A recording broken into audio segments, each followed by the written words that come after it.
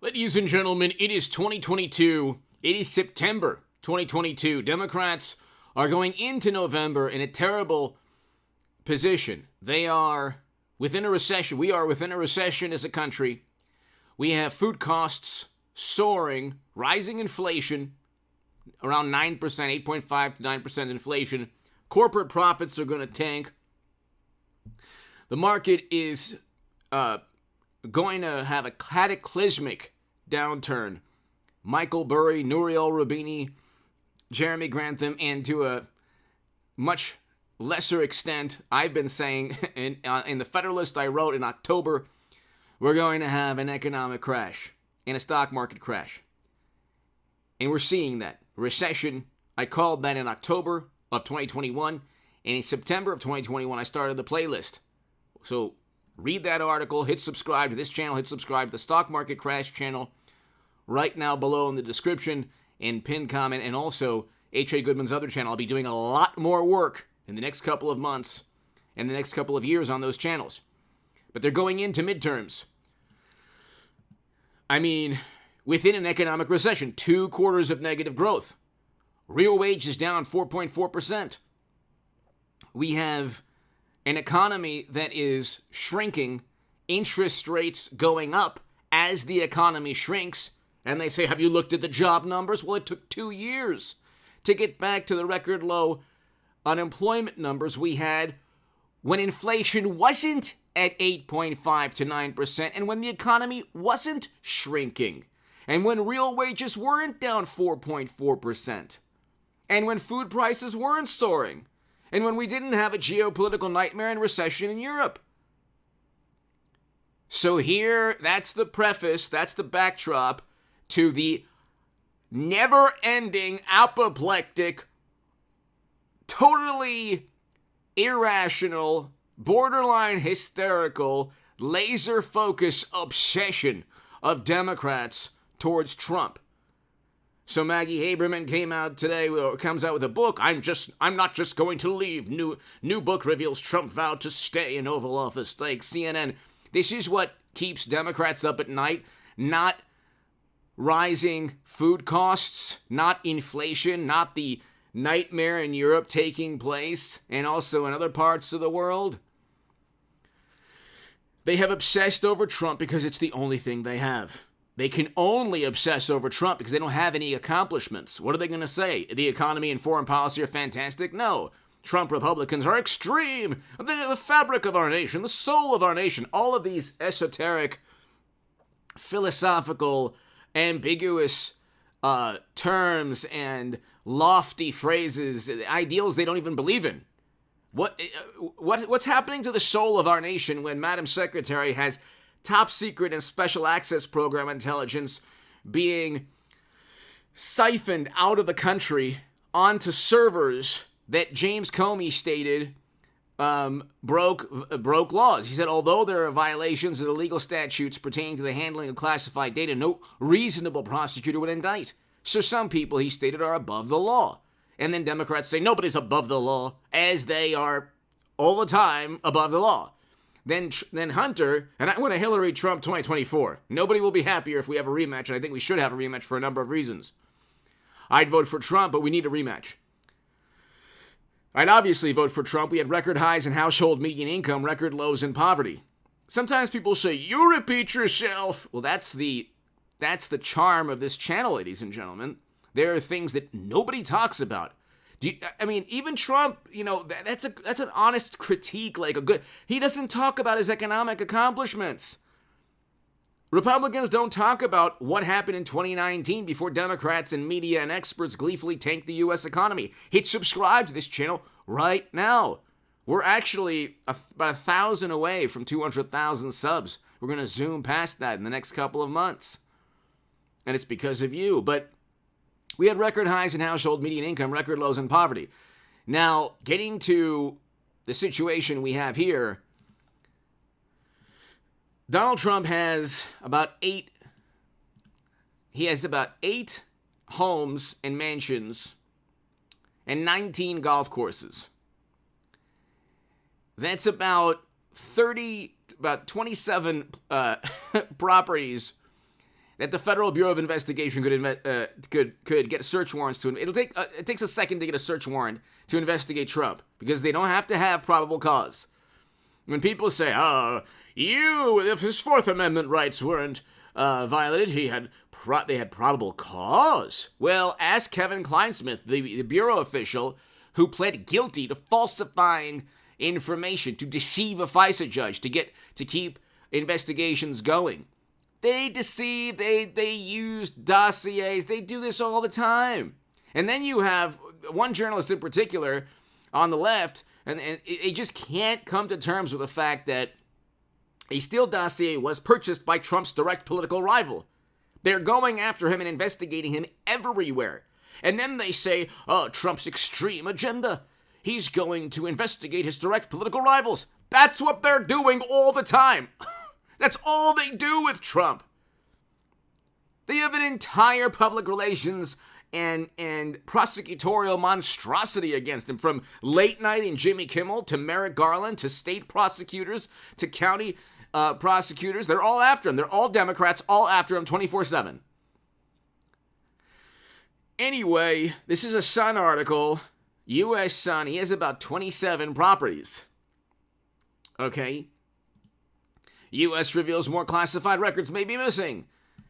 That's Reuters and a whole bunch of other articles. Then there's Washington Examiner. Just now, Special Master throws intelligence briefing to Congress into doubt. Congress, the House is going to become Trump Republican like tomorrow, in November. So hit subscribe to this channel. We're going to have some serious live streams. I should have a live stream tonight, but all throughout October and November, we will have live streams, and definitely in November, for the midterms, we're going to have epic live streams. Okay, every once in a while, this channel really punches above its weight, and I get 10,000 people watching sometimes for a live stream. I've had that before. So, definitely be here for the live stream when Republicans take the House and very likely take the Senate. I'm not making a firm prediction on the Senate, although I do think it's going to go Trump Republican. You see Warnock and Walker. Herschel Walker should win in Georgia. Okay, Herschel Walker is a legend in Georgia. Not just because he's a Heisman Trophy winner, because he's a business owner, because he's a great human being, because he's just awesome. And if you want to say, well, he's not, go look at Hunter. Go look at Joe's past. And you tell me, okay, when we don't even have to get into it, but when the New York Times treated, just you look at how the New York Times treated somebody who stated that Joe did something absolutely heinous and criminal. You just watch. The hypocrisy is unbelievable. It's like when you had that person who wanted to end Kavanaugh's life. Not a word from Democrats. Not a word. They downplay everything, and then they get upset with you if you downplay something. It's all about this struggle for emotion. You cannot distrust Democrats. You can't be suspicious of them. And if you do, it's tarnishing our democracy.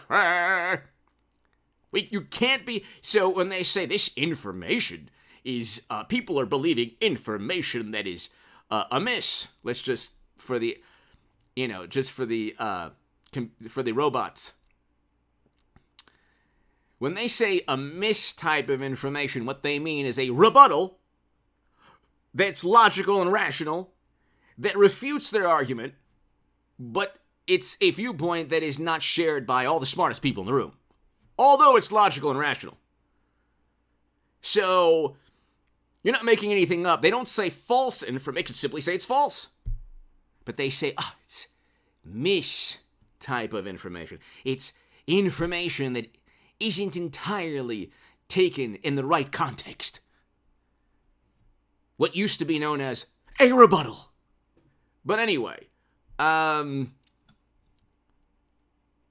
he could face legal jeopardy because he does have the goods on them, very likely storing classified data and Durham probe documents in possibly 27 locations. The problem is they can't raid 27 locations. The 10th raid is going to look bad on them. Even Jimmy Kimmel's not going to be able to, I mean, they might try to get some political, momentum from it, but it's going to look really bad. What needs to happen is the Durham probe is going to convict on one of the 5 counts an operative who worked alongside a Clinton public relations executive, if you can believe that. And once he gets convictions, more indictments, you have parallel investigations in the House of Representatives. You're looking at, ladies and gentlemen, you're looking at a complete paradigm shift. Donald Trump, I really don't know what he's going to do with the documents, if he's actually storing Durham probe documents. There is a report in the Rolling Stone. There's a Rolling Stone report that talks about how he was storing Durham probe special counsel documents. It is possible. So the Rolling Stone report corresponds with a whole bunch of articles, public record. I always cite public record sources, reputable sources. So it is possible he's storing these documents in like 27 locations. That is possible. Probably 2 or 3 or 4 locations that he knows are, that is a very tricky issue. He might be in actual legal jeopardy if indeed he's doing that. But then again, he's a former president. There's no precedent if he had ownership of those documents while he was president and declassified them. So, if he declassified those documents, who knows? All bets are off. They can't convict a former... And then you have The Atlantic today. I read these liberal publications so you don't have to. How indicting a former president suddenly became a good idea. I mean, it's like, you can't... This is hilarious. They continually defend the indefensible because they've infused liberal sensibilities within journalism. So suddenly, they treat Trump in a manner they would never allow themselves to be treated, but they do so from the vantage point of, well, this man is a monster. Obviously, we have to do what we're doing. That's borderline criminal and definitely biased and only for political gain against this man. Dossier, investigations all the time, lies within journalism. Well, we have to because he's a monster. And that's not right. That's what, if you want to say tearing apart the country or dividing the country, that's what makes Trump polarizing. It's not Trump himself. It's the sensationalized coverage. If you don't like record lows in poverty and you don't like record highs in household median income, that's your problem. That's what happened with Trump. The whole entire apoplectic media meltdown has nothing to do with the accomplishments of his presidency. Did he say things that perhaps he shouldn't have said? Yeah. Nothing close to what Biden said to Charlemagne the God. Nothing close. But see, again, it's like they never talk about supremacy in Biden's words.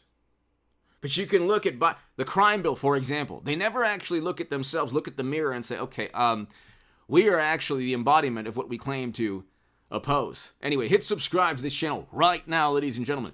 Huge day today. Thank you so very, very much. I should have a live stream later tonight. I probably will. But be here. Thank you, everybody. Hit